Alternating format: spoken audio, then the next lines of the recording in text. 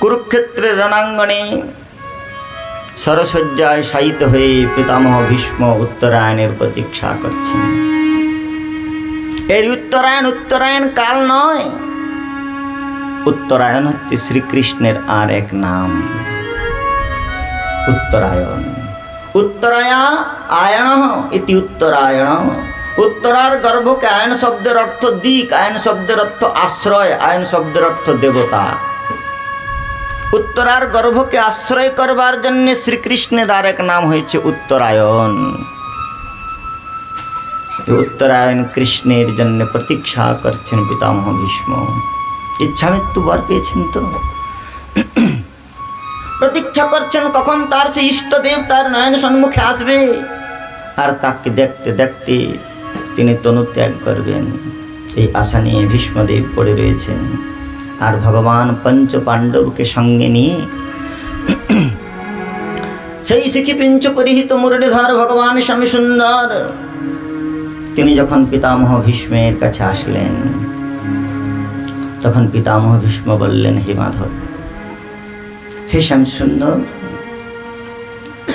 সদেব দেব ভগবান প্রতীক্ষতাম কলেবরম যাবদিদম মহিনম মহম প্রসন্ন হাসার অরুণলোচনোল্লসাৎ মুখম্বুজ ধ্যান পথশ্চতুর্ভুজ। হে নাথ, তুমি এসেছ। আপনি যখন এসেছেন, কৃপাপূর্বক কিছুকাল প্রতীক্ষা করুন। কতক্ষণ প্রতীক্ষা করব? বলে কলেবরম যাবদ ইদম হীনম মেহম, যতক্ষণ পর্যন্ত আমি আমার এই কলেবর, আমার এই দেহ পরিত্যাগ না করি। ভগবান বলছেন, তুমি তো ইচ্ছা মৃত্যু বর পেয়েছো, 2-4 মাস যদি থাকো তাহলে আমি কি দাঁড়িয়ে থাকবো? তো 2-4 মাস যদি তুমি সরসজ্জায় শায়িত থাকো তাহলে তুমি তো শুয়ে আছো আর আমি দাঁড়িয়ে থাকবো? বলে ভগবান একটু যেন মুহ্যমান হলেন। আচ্ছা, ভগবানের দণ্ডায়মান কি প্রকার দেখুন। আচার্য যখন বর্ণন করছেন, পিতামহ ভীষ্মের চরণ প্রান্তে এসে দাঁড়িয়েছেন ভগবান।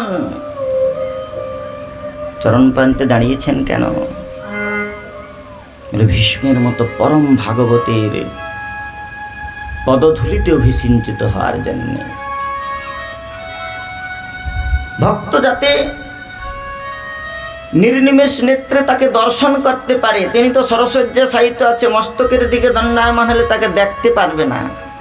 তাই ভক্তকে নয়নাভিরাম রূপমাধুর্য অবগাহন করানোর জন্য পশ্চাৎ দেশে দাঁড়িয়েছেন। আর পশ্চাৎ দেশে দাঁড়িয়েছেন কেন? ভগবান বললেন, নিরপেক্ষ মণিম শান্তম নির্বৈরী সমদর্শিন অনুব্রতম অহম নিত্যম পুয়েত্তাংগ্রিবী রেণু। একাদশ স্কন্ধ উদ্ধবকে বলেছিলেন, হে উদ্ধব, নির্বৈর মুনিম শান্তম, যে সমস্ত মুনীন্দ্রগণ নিরন্তর আমাকে মনন করে, যাদের হৃদয়ের মধ্যে ভক্তিস্পৃহা মুক্তিস্পৃহা বিদৃত হয়েছে, যাদের এই জগতে কোনো শত্রু মিত্র ভেদ জ্ঞান নাই, সেই প্রকার নির্বৈরী নিরপেক্ষ আমার নিরন্তর মননশীল সাধুগণের আমি পেছনে পেছনে যাই। পশ্চাৎ অনুব্রজাম্যহম, অনুপশ্চাৎ ব্রজগত ধাতু অনুব্রজাম্যহম অনুব্রজাম্যহম, আমি তাদের পেছনে পেছনে যাই। কেন যাই জানো? বলে পুয়েত্তাংগ্রিবী রেণু, তাদের পদধূলিত পবিত্র হওয়ার জন্য আমি তাদের পেছনে পেছনে যাই। আচার্য চরণ বললেন, ভগবান আপনি ভক্তের পদধূলিত পবিত্র হন। আপনার নাম গ্রহণ করবার সঙ্গে সঙ্গে ভক্ত পবিত্র হয়, আপনার স্মরণ গ্রহণ করবার সঙ্গে সঙ্গে ভক্ত পবিত্রতা লাভ করে। জং স্মরৎ পুণ্ডরিকাক্ষং সবাই অভ্যন্তর শুচি। হে পুণ্ডরিকাক্ষ, আপনার স্মরণ গ্রহণ করে ভক্ত পবিত্র হয়, আর আপনি বলছেন আপনি পবিত্র হওয়ার জন্য ভক্তের পেছনে পেছনে যান। আরে পবিত্র তো সেই হতে পারে যার মধ্যে অপবিত্রতার অবকাশ রয়েছে। আপনি তো অখিল মঙ্গলের মূর্ত বিগ্রহ, তো আপনার মধ্যে অপবিত্র কোথায় যে আপনি পবিত্র হবেন? ভগবান বলছেন, আমি কোটি ব্রহ্মাণ্ডদর বিগ্রহ। আমার লোমকূপে লোমকূপে যস্য প্রভা প্রভৃত জগদণ্ড কোটি অনন্ত কোটি ব্রহ্মাণ্ড আমার লোমকূপে রয়েছে। আর অনন্ত কোটি ব্রহ্মাণ্ডের মধ্যে অনন্ত কোটি জীব রয়েছে। সেই সমস্ত জীবসমূহের পাপাচরণের ফলে যখন এই ব্রহ্মাণ্ডগুলো পাপ পঙ্কিল হয়ে পড়ে, আর আমি যখন আমার পরম পাবন ভক্তের পশ্চাৎ দেশে গমন করি, তখন তাদের পদরেণু উত্থিত ধূলিকণা আমার অঙ্গে স্থিত ব্রহ্মাণ্ডে পড়ে এক এক ব্রহ্মাণ্ডকে পরিশুদ্ধ করে, পরিতৃপ্ত করে, পরম পাবন করে। সেই জন্য আমি আমার ভক্তের পেছনে পেছনে যাই। আজ ভগবান পরমাবকাশ মনে করছেন, বলে প্রেমকে প্রাপ্তির উপায় কি? প্রেমিক ভক্তের চরণ রজে অভিসিঞ্চিত হওয়া। প্রেমটা ভগবানের অভীষ্ট, প্রেম তারও আস্বাদ্য, তারও ইষ্ট, তারও অভীষ্ট। তাই পরম প্রেমিক, পরম ভাগবত, দ্বাদশ মহাভাগবতের অন্যতম পরম ভাগবত এই প্রেমিক ভক্তের চরণধুলি পাওয়ার জন্য ভীষ্মদেবের চরণতলে দাঁড়িয়েছেন ভগবান। আর কি বলে চরণতলে দাঁড়িয়েছেন ভগবানের ভক্ত বাৎসল্য কি প্রকার, ভক্ত সেবার জন্য তার কি প্রকার লালসা, ভক্তকে প্রীতি করবার তার কি প্রকার বাসনা দেখুন। উত্তরী অঞ্চলটা ধারণ করে পিতামহ ভীষ্মের কাছে দাঁড়িয়েছেন। বয়সে তো জ্যেষ্ঠ, তাই ভগবান হয়েও কৃতাঞ্জলি পুটে আজ যেন ভগবান ভক্তকে অভিবন্দন করছেন, কৃতাঞ্জলি পুটে দাঁড়িয়েছেন। আর উত্তরী অঞ্চলটা বায়ু দ্বারা সংবাহিত হয়ে সেই উত্তরাঞ্চলের দিব্য সুগন্ধ মিশ্রিত পবন ভীষ্মের নাসাবিবরে প্রবেশ করছে। ভগবান বলছেন আমার ভক্ত সরসজ্জায় শায়িত রয়েছে, আমি তার সেবা করব, চরণ চাপন করব, কিন্তু ভক্ত তা স্বীকার করবে না। কিন্তু তবু আমি ভক্তের সেবা করব কেমন করে? বলে পিতামহ ভীষ্ম বেদনা হতো, তার সারা শরীরে তীরবিদ্ধ হয়ে রয়েছে, বেদনায় আর্ত, কিন্তু বেদনা হতো ভগবান, বেদনা হতো ভক্তের বেদনাকে অপনোদন করবার জন্য ভগবান কি করছেন যেন তার উত্তরী অঞ্চল দিয়ে বিজন করছেন, বাতাস করছেন পিতামহ ভীষ্ম। ভগবানের সেই উত্তরী অঞ্চল সংলগ্ন বায়ু যখন তার নাসাবিবরে প্রবেশ করেছে, হৃদয়ের সমস্ত পীড়া যেন বিদূরিত হয়ে গিয়েছে। ভগবানকে বলছেন, হে প্রভু, ভক্ত তোমার কাছে, ভক্ত তোমাকে পদ্ম অর্ঘ্য পুষ্প আদির দ্বারা সমর্থন করে অভিবন্দন করে তোমার পূজা করে। আমি তো সরসজ্জায় শায়িত, তোমার পূজা করব কেমন করে? তুলসী দলমাত্রেণ জলস্য চুলকেন বা বিক্রীণিতং স্বভক্তিভ্য। ভগবান এক বন্ধু জল আর একটি তুলসী পত্রের বিনিময়ে ভক্তের কাছে আত্মবিক্রয় করে দেন। তাই হে গোবিন্দ, হে মাধব, তুমি আমার কাছে এসেছ, আমি তোমার কিভাবে পূজা করব?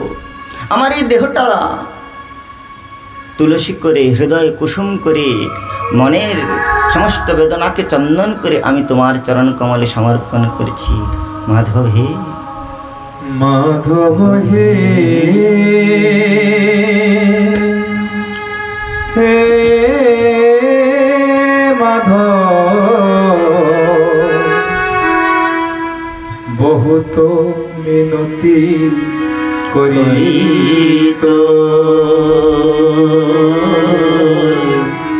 বহুত মিনতি করিত। মাধব হে,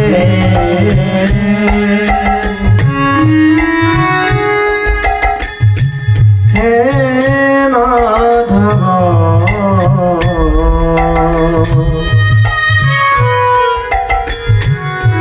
বহুত মিনতি করিত। আপনার ভাবের সঙ্গে চিন্তন করুন লীলা। পিতামহ ভীষ্মদেব প্রার্থনা করছেন,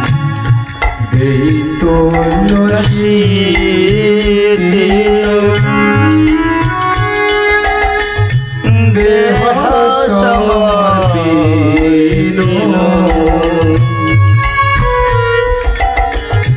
দয়া জানি না ছড়বি মোয়,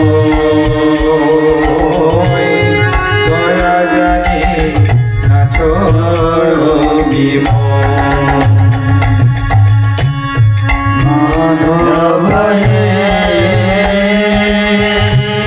হে মাধব,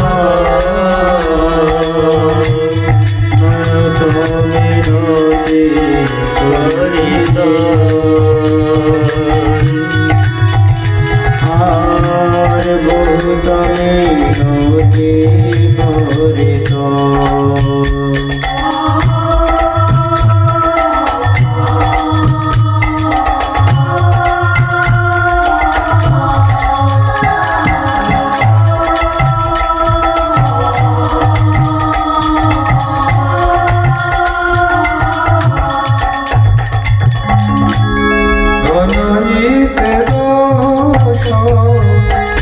গণরেশ ন পাবি মনাইতে দোষ গুণলেশ না পাবি জগৎ করবি বিচার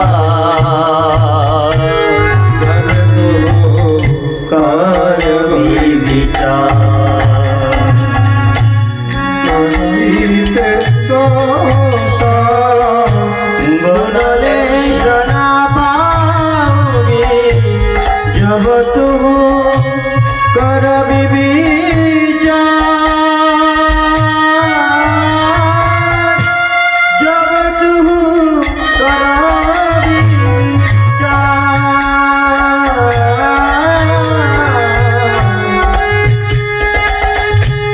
তো জগন্নাথ জগতে কহাসি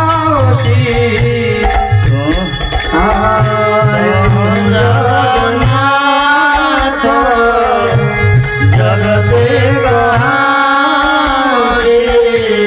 জগবাহি নাহি মোই ছাড় জগবাহি নাহি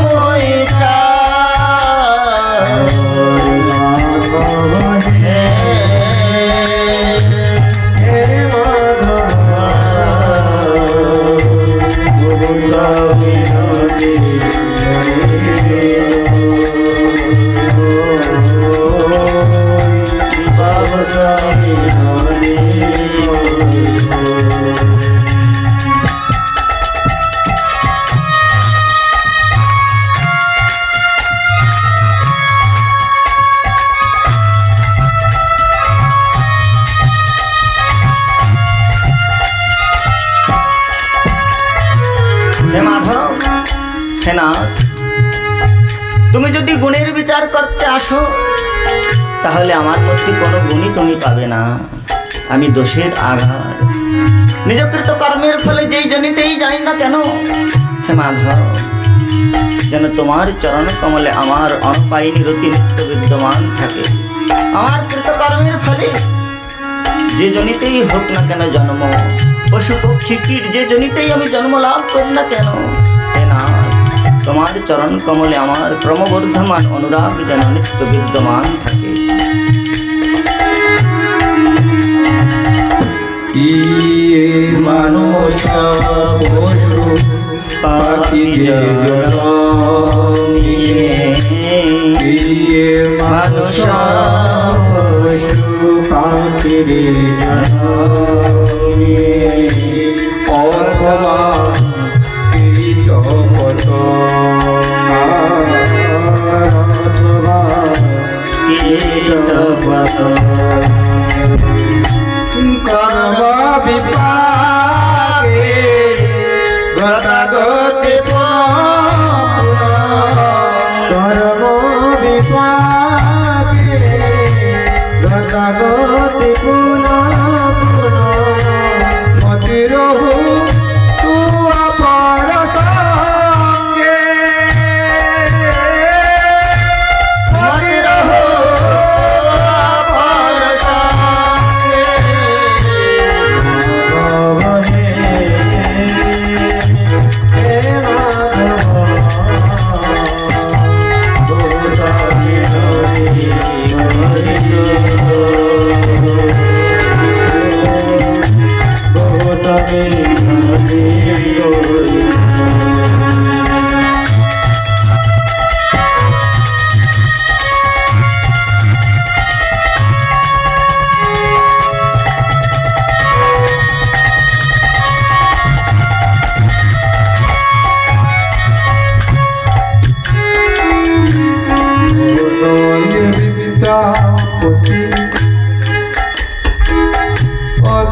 अतिशय कातर कराइते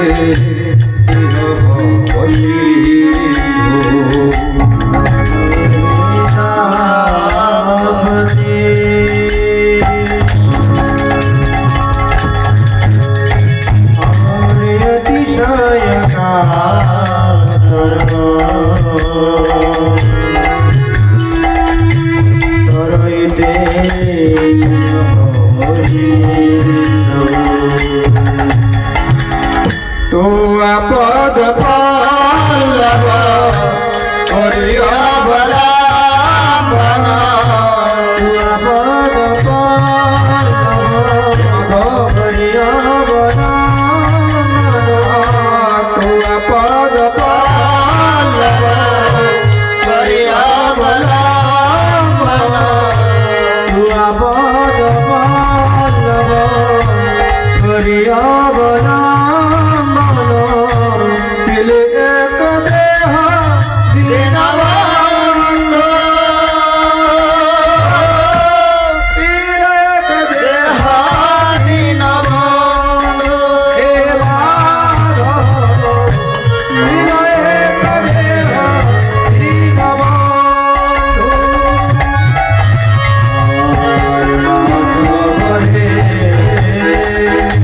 हे माधव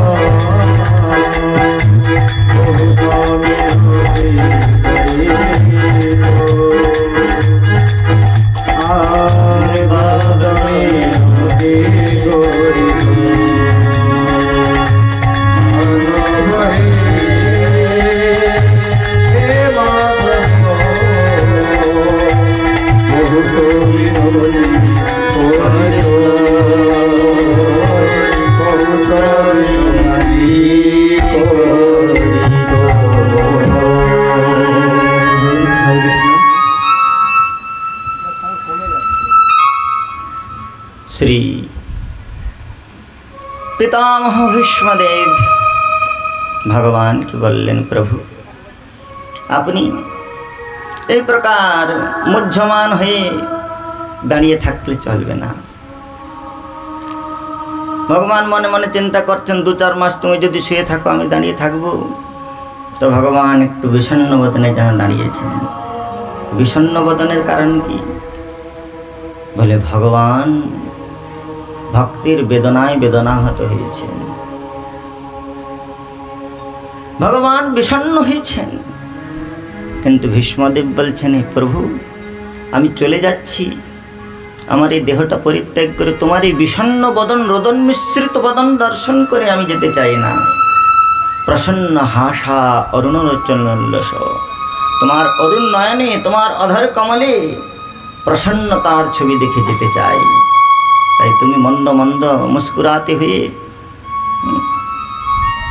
আমার সামনে দাঁড়াও, সুন্দর সুহাস্য বদনযুক্ত হয়ে, আর আমি তোমার এই মুখকমলের মাধুরীমা স্মরণ করতে করতে এই দেহ পরিত্যাগ করি। বলেন প্রভু একাদশী তিথিতে এসেছিলেন পিতামহ ভীষ্ম কাছে ভগবান। একাদশী তিথিতে এসেছ, দেয়ার মতো কি রয়েছে? তাই একাদশ শ্লোকে 11টি শ্লোকে পুষ্পিতাগ্র ছন্দে বলল, পুষ্প চয়ন করবার তো আমার ক্ষমতা নাই, পুষ্পিতাগ্র ছন্দেতে স্তুতি করছেন পিতামহ ভীষ্ম। ভীষ্মবাচ ইতি মতিরূপকল্পিতা বিতৃষ্ণা ভগবতি সাত্তক পুঙ্গবে বিভূমি শাসকমুপগতে কচির বিহরিতুম প্রকৃতিমুপেয়সি যদ্ভব প্রবাহ বনকমনম তমালবর্ণম ভূমিকর গৌরবরাম্বরধামনে বপুরলককলাভিতাননাবজম বিজয় সখেরতিরোষুমেন বাজা সুধিদুরগরজ বিধূম্রবিশ चलुलसंभार्जरं मम निशित शर्वि विविधमानं तज्विलसद्भवते स्तुतिष्णात्मा सपदि सखि बचा मम निज परयो बलरथं स्थितवती परायुषा हितवती पार्थवती मासु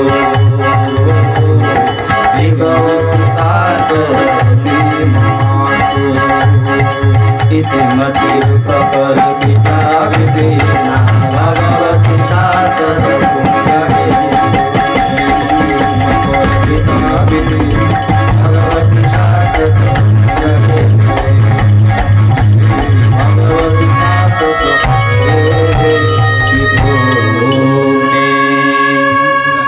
পিতামহ ভীষ্ম স্তুতি করছেন, বললেন প্রভু এই সংসার ছেড়ে বিদায় নিচ্ছি, কিন্তু এই সংসার ছেড়ে চলে যাওয়ার পূর্বে আমার একটা বৃহত্তম কর্তব্য বাকি থেকে গিয়েছে। মাতাজি আপনি সরে চলে আসুন, সামনের জায়গাগুলো ফাঁকা রাখার দরকার নেই, যারা আসবে পরে বসে যাবে।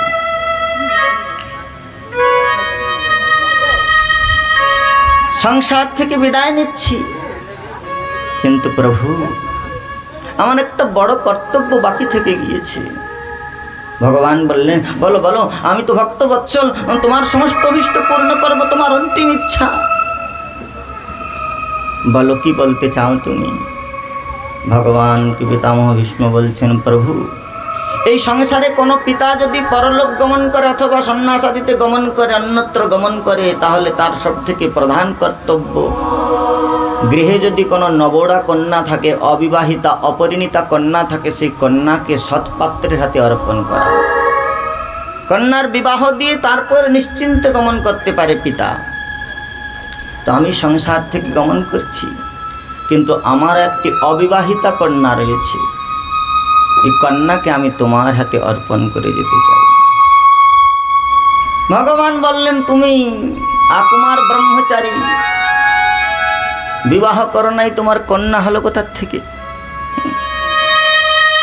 পিতামহ ভীষ্ম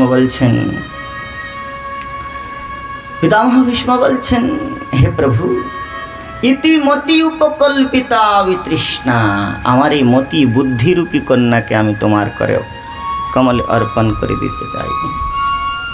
আমি তোমার শ্রীহস্তে অর্পণ করতে চাই আমার এই মতিরূপী বুদ্ধিরূপী কন্যাকে।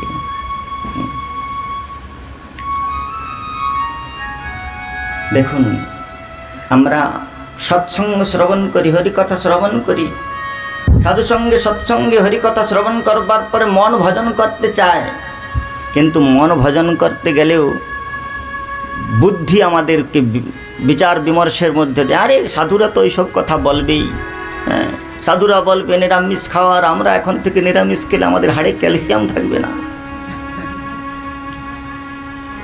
বুদ্ধি আমাদেরকে ভজন করতে দেয় না। এই বুদ্ধি হচ্ছে সব থেকে অসতী বুদ্ধি, অব্যবসায়িকা বুদ্ধি। এই এক পতির সংসার করে না, ব্যভিচারী। কিন্তু মতি বুদ্ধি কখন সতী হয়? বলে মতিম সতীম প্রযচ্ছতি বাসুদেবে। ভগবান বাসুদেবেতে যখন মতি সংলগ্ন হয় তখন মতি সতী হয়, বুদ্ধি শুদ্ধ হয়। ভগবান বলছে, দেখো আমার এমনিতেই 16,108 জন পত্নী রয়েছে, আবার তোমার মেয়েকে বিয়ে করে এত ঝামেলা। তোমার মেয়ে আবার বলবে এবার পুজোয় চাই আমার বেনারসি শাড়ি রে, নইলে যে তোর সঙ্গ ছেড়ে দেবো গলায় দড়ি রে। আর এত যন্ত্রণা। 16,108 গৃহিণী, যাদের একজনের জ্বালায় লোকে সূর্যমুখী যখন চন্দ্রমুখী যখন সূর্যমুখী হয়ে যায়, অনেকেই ঘরের রাস্তা ভুলে যায়। বিবাহের সময় তো সকলে চন্দ্রমুখী থাকে, পরে সূর্যমুখী হয়ে যায়, আর তখন অনেকে ভয়ে ঘরের রাস্তা ভুলে যায়। তো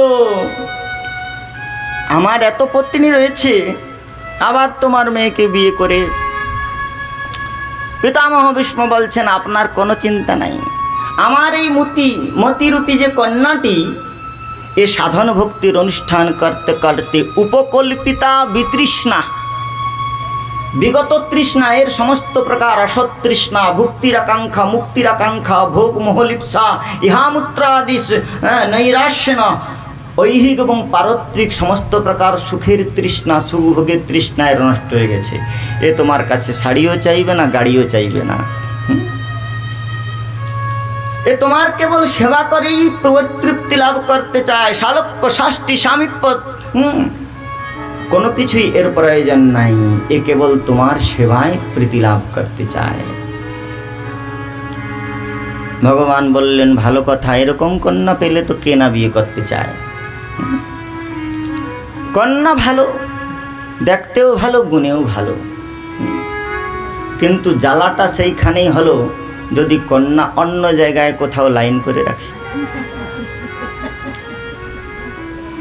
তা তোমার মতিটি শুদ্ধ, কিন্তু তোমার মতি আমাতে রয়েছে, তো তোমার যে মতিকে আমি, তোমার মতিকে আমি আমার শ্রীমতী করে নেব, কিন্তু সে যদি আমার চরণে রতি করে তবেই তো তার কি আমার চরণে রতি রয়েছে?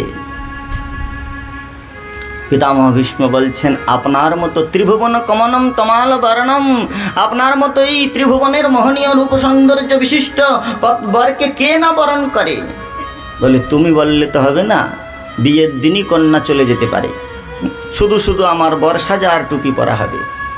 তা তুমি আগে কন্যাকে আমাকে দেখাও, কন্যা আগে আমাকে দর্শন করুক, যদি তার রতি হয় তাহলে আমারও সম্মতি হয়ে যাবে। তো সেই জন্য আমাদেরকে প্রতিদিন ভগবানের সামনে গিয়ে প্রণাম করতে হয়, ভগবানকে দর্শন করতে হয়। আমরা ভগবানকে স্মরণ করলেও, মন ভগবানকে কখনো প্রণাম করলেও বুদ্ধি সহজে নত হয় না। এই জন্য দেখুন বুদ্ধিমান লোকেরা সহজে ভগবানকে প্রণাম করে না। সমাজে যারা ডাক্তার, মাস্টার, ইঞ্জিনিয়ার, এরা কেউ ভগবানকে প্রণাম করতে চায় না, এদের নাকি পার্সোনালিটিটা একটু ঢিলা পড়ে যাবে। তো ভগবান বলছেন যে তোমার কন্যাকে আগে বর দর্শন করো। আরে বিবাহ হতে গেলে আগে কন্যা বর দেখবে, বর কন্যাকে দেখবে, তবে না তার সম্বন্ধের কথাবার্তা। তুমি সম্বন্ধ নিয়ে আসলে তো হবে না, কন্যাকে বর দর্শন করাতে হবে। তাই পিতামহ ভীষ্ম দ্বাদশ মহাভাগবতের অন্যতম, তিনি তার বুদ্ধিকে ভগবত দর্শন করাচ্ছে। আমরাও আমাদের বুদ্ধিকে ভগবত দর্শন করাই। সেই ভগবত স্বরূপ কি প্রকার? নবীন মেঘের সুষমাকে যা রঙকান্তি বিলীন করে মলিন করে দিয়েছে। মেঘেতে বিদ্যুৎ কখনো স্থিরীকৃত হয় না, কিন্তু এই কৃষ্ণ মেঘের সমাকর্ষণ বৃত্তি প্রকার, কৃষ্ণ মেঘের সুষমা এই প্রকার বিদ্যুৎ এখানে স্থিরীকৃত হয়ে গিয়েছে। পীত বসন রূপে এই নীল মেঘের অঙ্গিতে চিরকালের জন্য বিজড়িত হয়ে গিয়েছে। আর তার সেই বর্ণ কি প্রকার? বলে আকাশে নবীন মেঘের কান্তিকে সুষমাকে প্রতিহত করছে, এই প্রকার তার অঙ্গ কান্তি। নবনীরদরিন্দিত কান্তিধর রসসাগর নাগর ভূপবর নবনীরদরিন্দিত কান্তিধর রসসাগর নাগর ভূপবর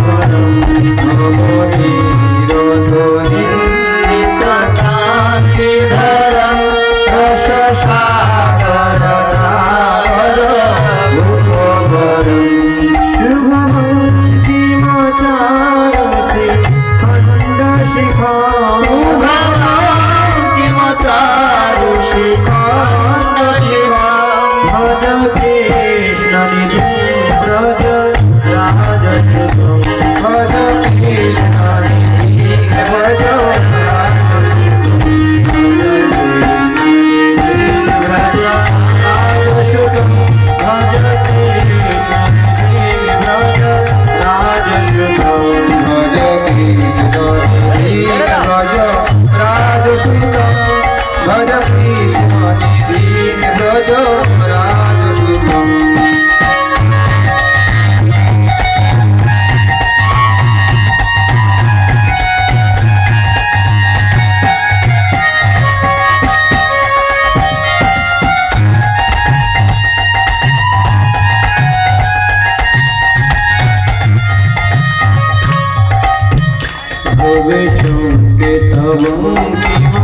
शक्रधनं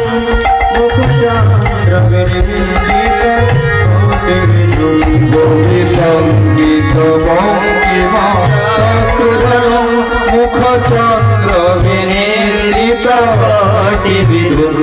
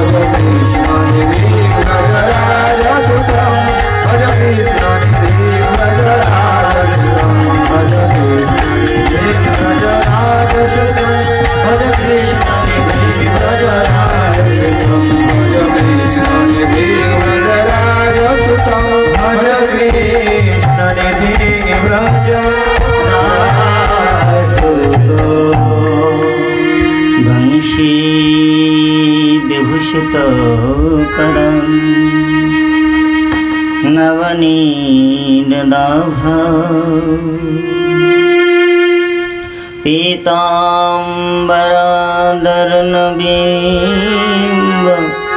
फला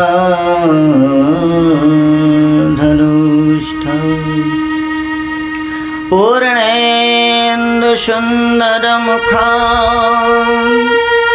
अरविंद नेत्रा कृष्णात् परं किमपि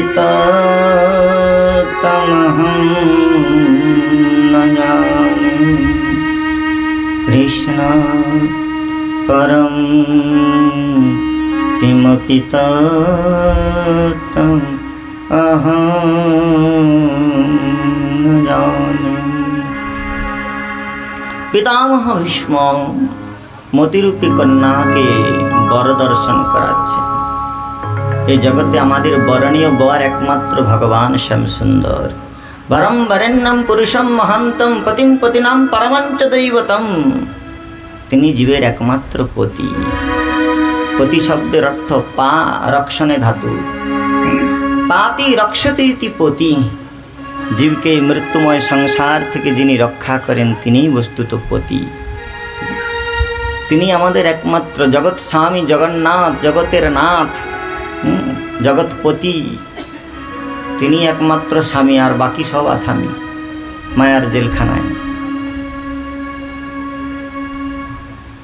তাই পতিম পতিমন পতিনাম পরমঞ্চ দৈবতম পরমপতি শ্যামসুন্দরের রূপমাধুর্য বর্ণন করছেন। কি প্রকার সেই রূপমাধুর্য? বংশী বিভূষিত করা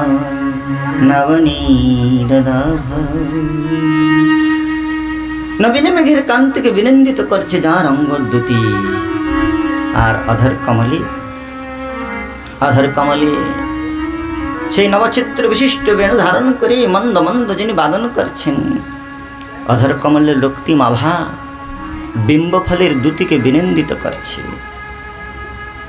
দত্তপঙ্ক্তির সেই সুদর্শন ছটা যেন কাশফুলের সুষমাকে বিলজ্জিত করছে। আর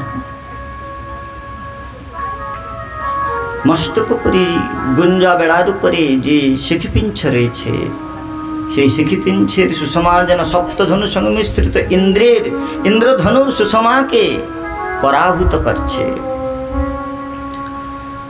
নখমণি চন্দ্রিকা, 2 আঙ্গুলের 10টি নখমণিতে 10টি চন্দ্রমা, 2 চরণ কমলের 10টি নখে 10টি চন্দ্রমা।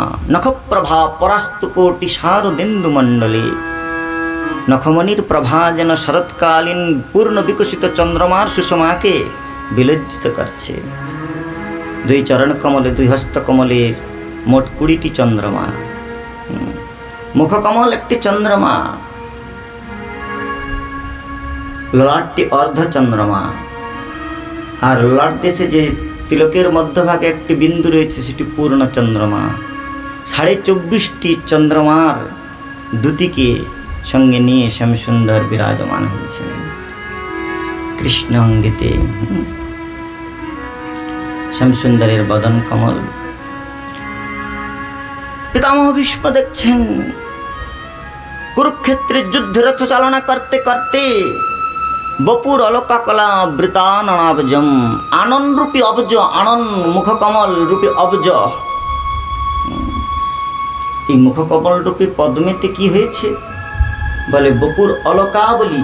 তার যে সম্মুখে কেশরাশি যে অলকাবলী, সে অলকাবলী ওই কুরুক্ষেত্রের রণাঙ্গনে রথচালনা করতে করতে পরিশ্রান্ত হওয়ার ফলে সে অলকাবলী বিক্ষুব্ধ হয়ে ললাট দেশকে যেন আচ্ছাদিত করেছে। যেন মনে হচ্ছে শত শত ভ্রমর, সহস্র সহস্র ভ্রমর সে পদ্মের মধুপানে পদ্মেতে আবিষ্ট হয়ে মধুপান করছে। মুখকমলের মাধুরিমা। আর বপুর অলককলা বৃতাননাবজ বিজয় সখে রতিরস্তু মে নবদ্যা। হে বিজয় সখে, বিজয় অর্জুনের নাম। হে অর্জুনের সখা, হে কৃষ্ণ। আজ তিনি পিতামহ ভীষ্ম হে কৃষ্ণ, হে ইষ্টদেব বলেন নাই, হে বিজয় সখে। আমাদের কৃপা প্রাপ্তির কোনো হেতু নাই। আমরা আমাদের মহাজন দেখাচ্ছেন, দ্বাদশ মহাজনের অন্যতম, যে আমরা আমাদের ভজনের দ্বারা ভগবানকে প্রাপ্ত হতে পারবে এমন কথা নাই। কিন্তু কোনো গুরু বৈষ্ণবের যদি অনুকম্পা হয়, মহতের যদি কৃপা হয়, বৈষ্ণবের আবেদনে কৃষ্ণ দয়াময় বৈষ্ণবীরূপ আমি ধরি কৃষ্ণ দয়া হেন পার প্রতি হবে ন সদয় হেন পারতি হবে বিনোদের নিবেদনা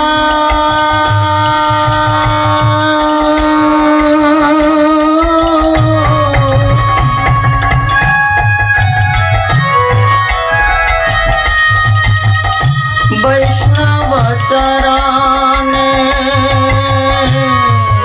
বিনোদের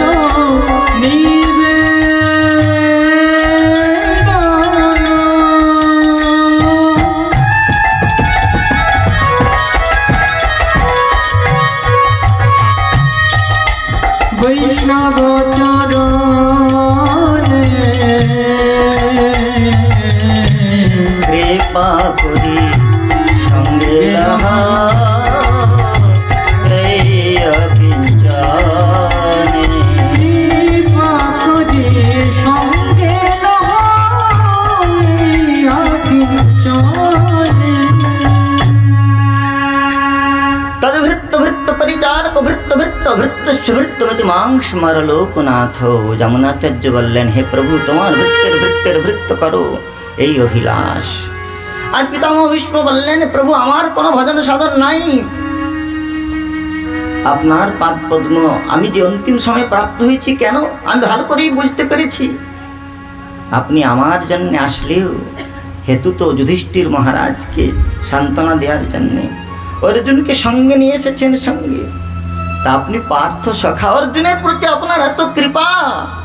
ইন্দ্র চন্দ্র ব্রহ্মা বরুণ যার পদকমলের নিরন্তর অনুসন্ধান করেন, বৈকুণ্ঠে লক্ষ্মী দেবী অহরনিশ যে পদকমলের সম্বাহন করেন, আপনি সেই পরব্রহ্ম পরাৎপর তত্ত্ব হয়েও ভক্তের অর্জুনের আজ্ঞা পালন করছেন, অর্জুনের সারথি হয়েছেন।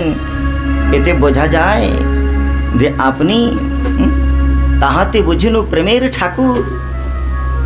আপনি ভক্তের প্রতি, অর্জুনের প্রতি বিশুদ্ধ বাৎসল্যময় অর্জুনের প্রতি আপনার বিশেষ অনুকম্পা রয়েছে। আর যদি অর্জুনের প্রতি আপনার বিশেষ অনুকম্পা থাকে, অর্জুন যদি আপনার প্রিয় ভক্ত হয়, আমি যদি আপনার ভক্ত নাও হতে পারি, কিন্তু আপনার সেই প্রিয় ভক্ত অর্জুন সে আমার পৌত্র হয়। তাই অর্জুনের সঙ্গে সম্বন্ধ থাকার কারণে হে বিজয় সখে তুমি আমায় কৃপা করো। হে অর্জুনের সখা, হে কৃষ্ণ, তুমি আমায় কৃপা করো।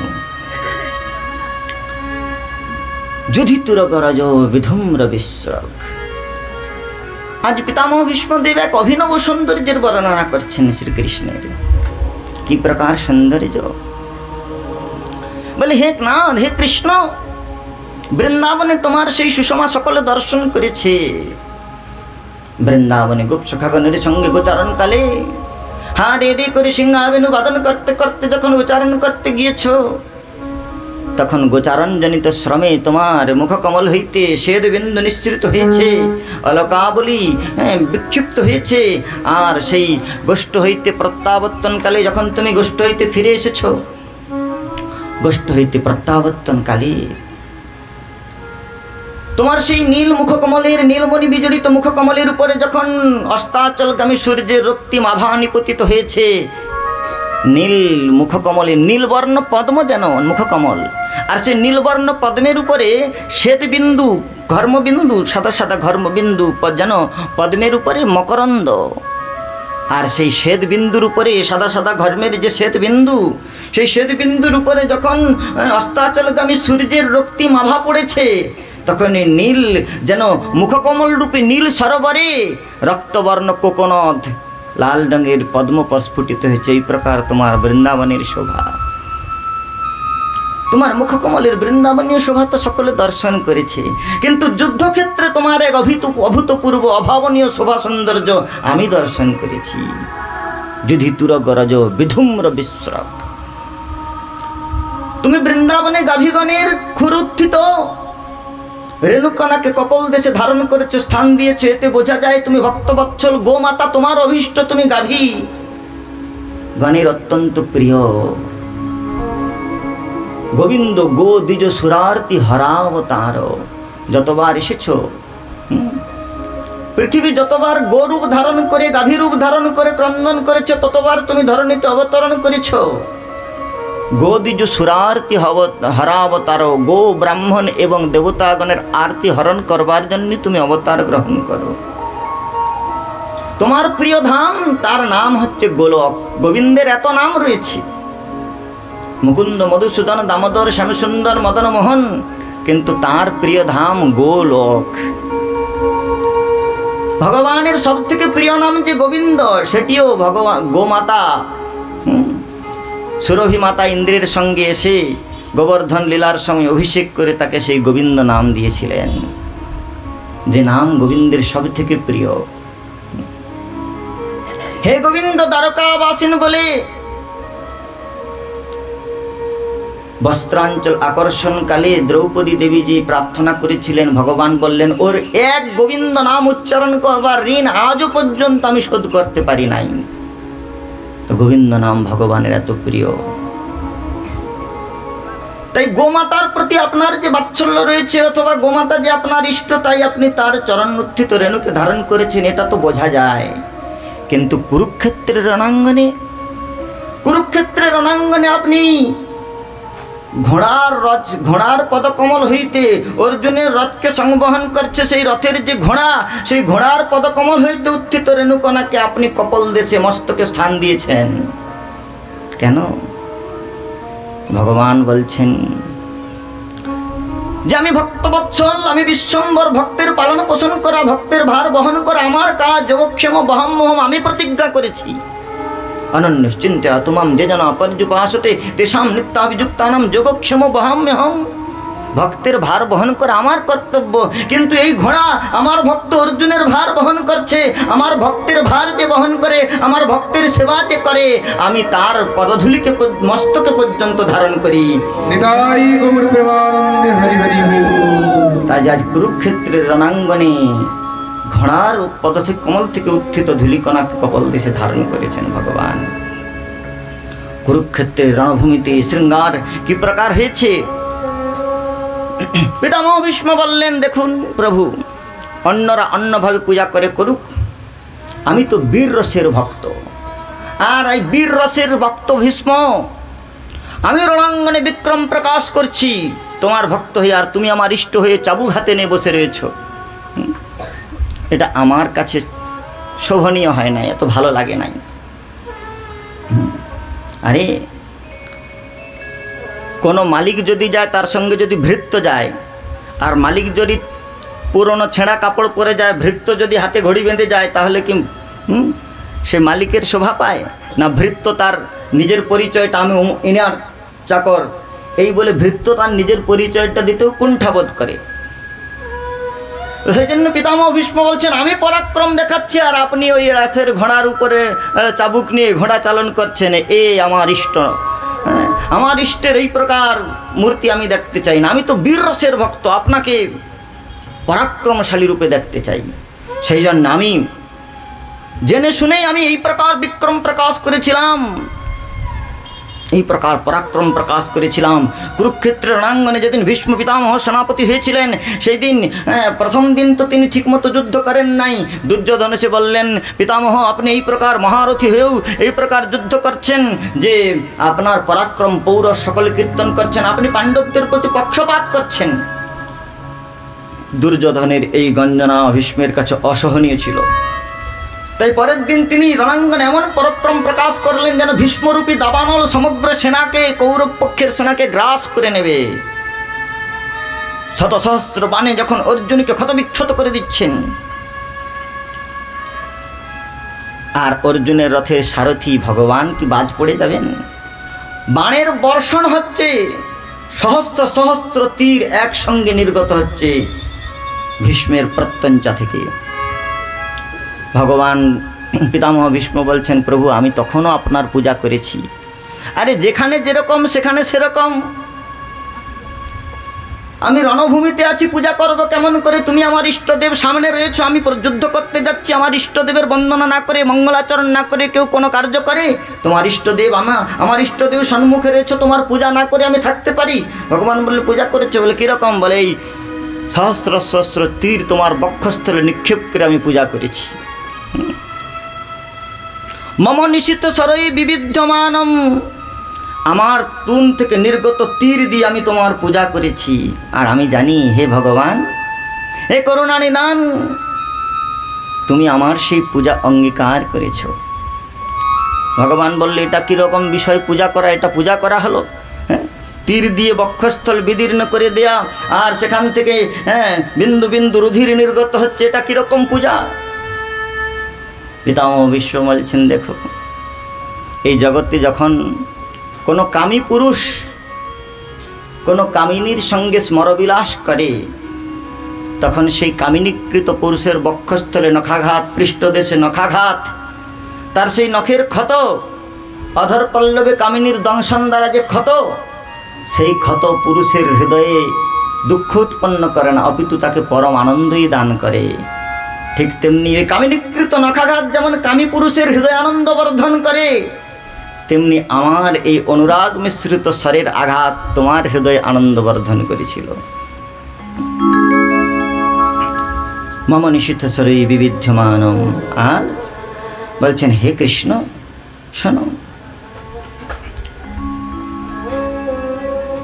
আমি এই প্রকার পরাক্রম দেখিয়েছি যে পরাক্রমের কাছে পাণ্ডব সেনা কখনোই টিকতে পারত না, কিন্তু তোমার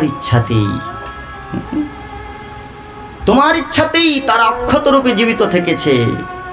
তাই হে নাথ, তুমি যাকে রক্ষা করবে তুমি তো রাখিবে যারে, কে তারে মারিতে পারে? বলছেন, যাকে আঁখে সাইয়া মার না সকে কই, বালনা বাঁকা কর সকে জব জগ ভরি বৈরি হই। হে নাথ, তুমি যাকে রক্ষা করবে কে তাকে মারিতে পারে? পিতামহ ভীষ্ম বলছেন, তুমি তো রাখিবে যারে, কে তারে মারিতে পারে? তুমি তো রাখিবে যারে, কে তারে মারিতে পারে? তব ইচ্ছা বশ ত্রিভুবন, তব ইচ্ছা বশ ত্রিভুবন, তব ইচ্ছা বশ ত্রিভুবন। তুমি তো রাখিবে যারে, কে তারে মারিতে পারে? তুমি তো রাখিবে যারে, কে তারে মারিতে পারে? তব ইচ্ছা বশ ত্রিভুবন, তব ইচ্ছা বশ ত্রিভুবন। আর তুমি তো রাখিবে যারে,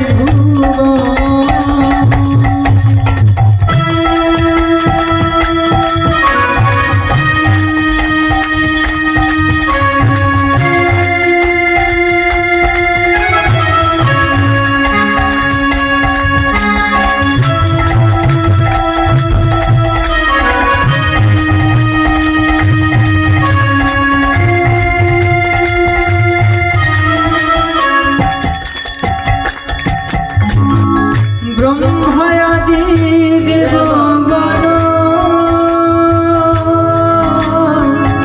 তব দাসয় গণন। আর ব্রহ্মাদি দেবগণ তব দাস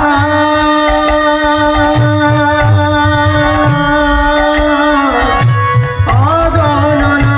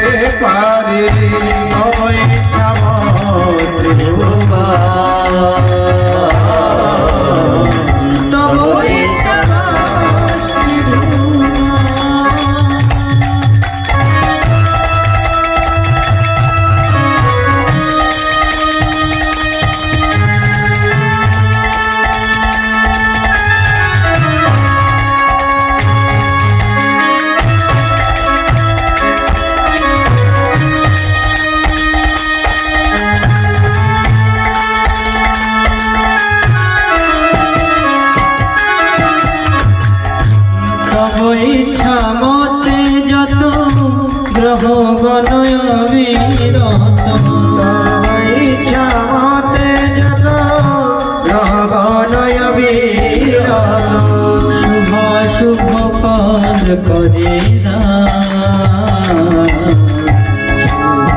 শুভ কাজ করে রোগ শোক ভীতি ভয় তব ইচ্ছা মতে হয়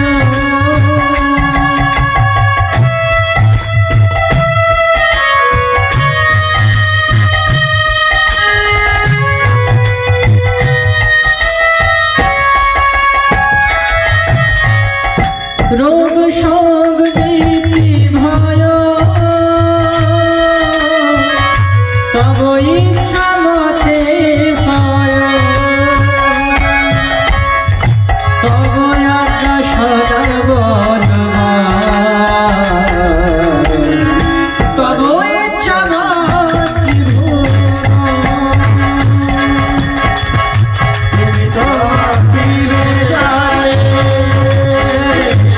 তারে মারিতে পারে ও তুমি তো মারিতে যারে তারে রাখতে পারে তব ইচ্ছা বারবার বলছি না। তব ইচ্ছা মতে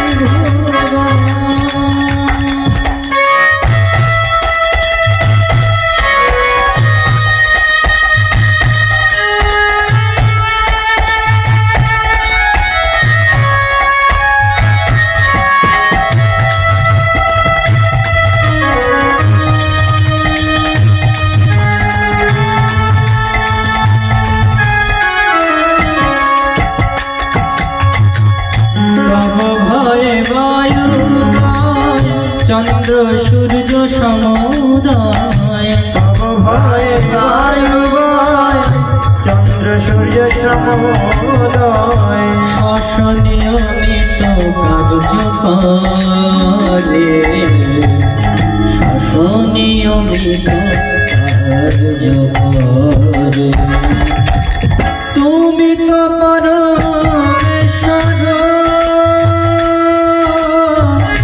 পরব্রহ্ম পরাৎপর তুমি তো পরমেশ্বর পরব্রহ্ম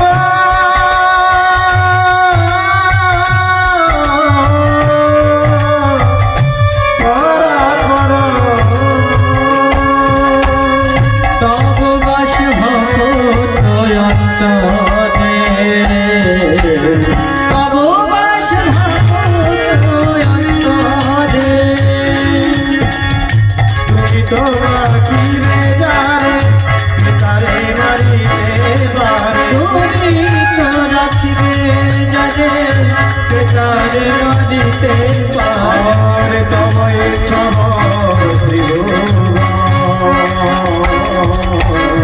তব ইচ্ছা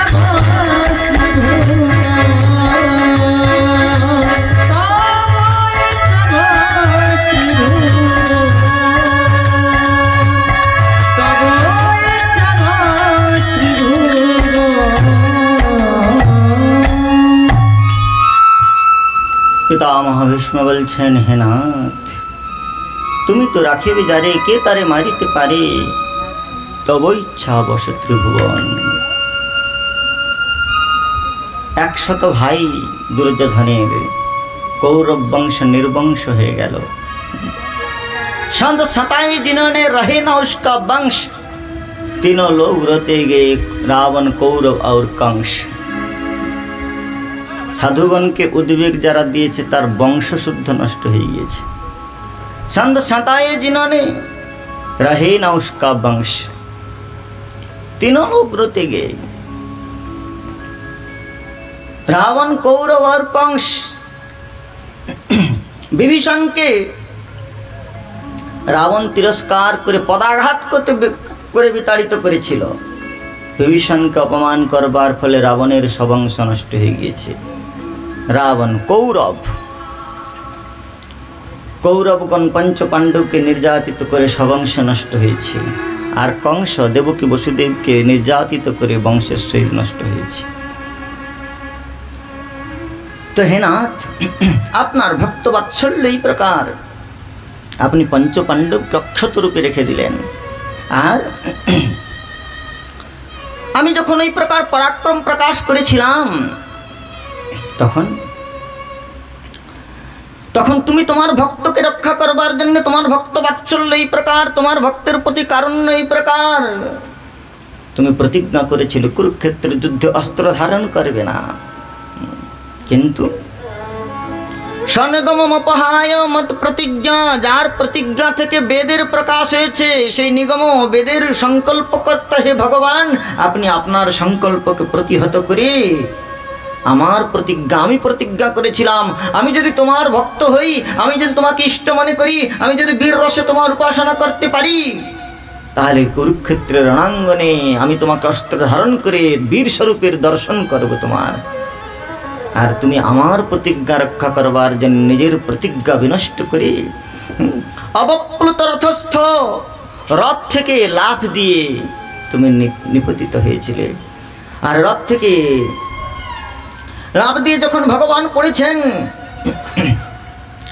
ভগবান অর্জুনকে যখন বিপন্ন দেখলেন, ভক্তের বিপন্নতা, ভক্তের আর্তই, যখন অর্জুন বললেন হে নাথ, এই ভীষ্মরূপী প্রচণ্ড দাবানল আজ আমাকে দংশন করে ফেলবে, রক্ষা করো।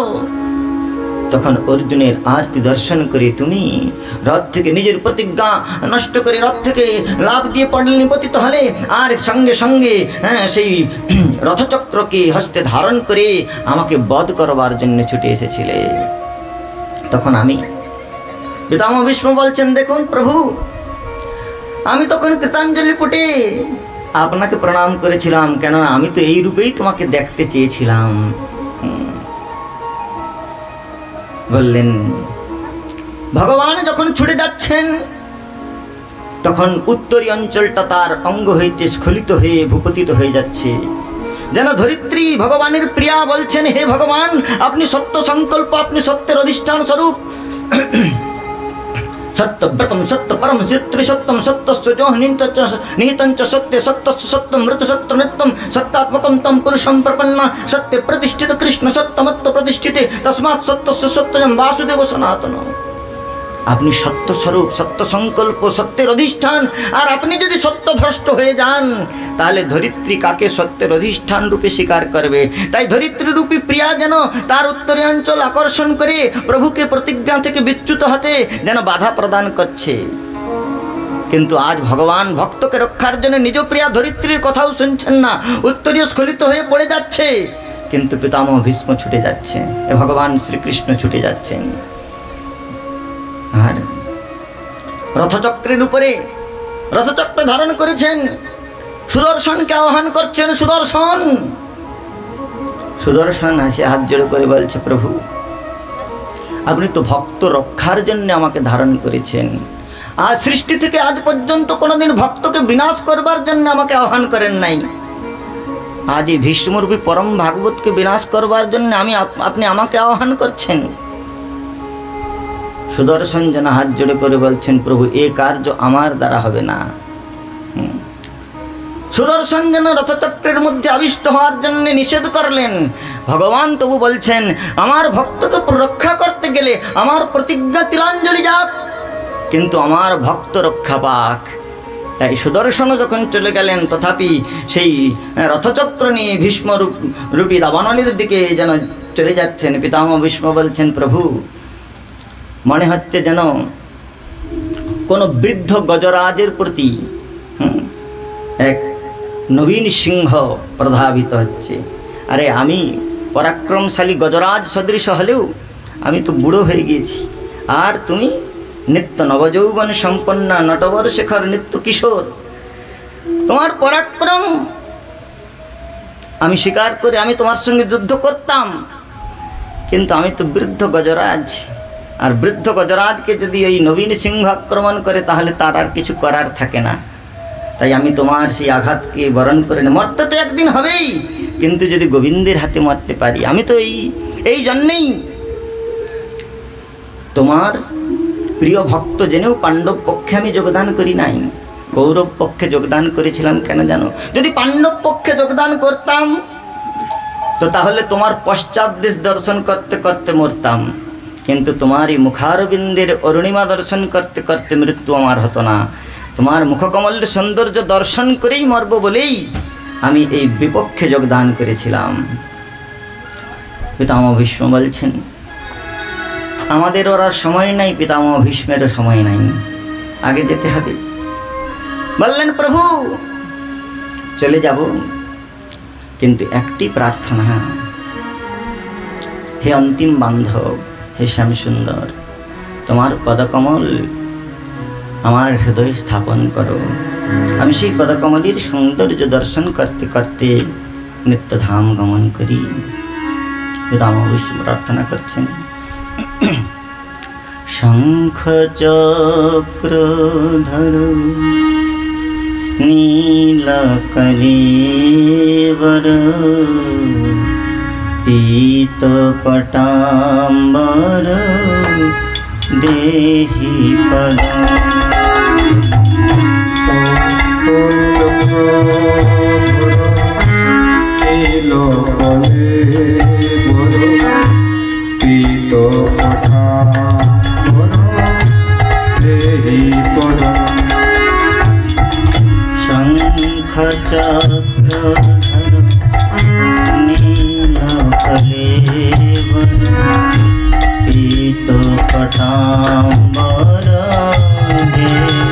পদম। শঙ্খ চক্র ধর নীল কলেবর পীত পটাম্বর দেহি পদম। চন্দন চর্চিত কুণ্ডলমণ্ডিত কৌস্তভলাঞ্ছিত দেহি পদম। চন্দন চর্চিত কুণ্ডলমণ্ডিত কৌস্তভলাঞ্ছিত দেহি পদম। শঙ্খ চক্র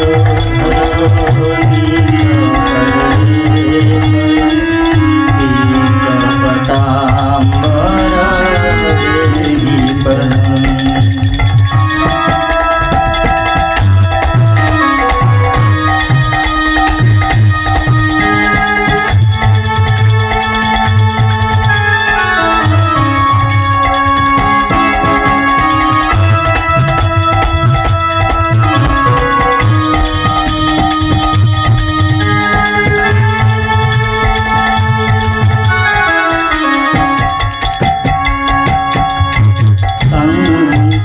লোচন ভূত সুশোভন পাপ বিমোচন দেহি পদম।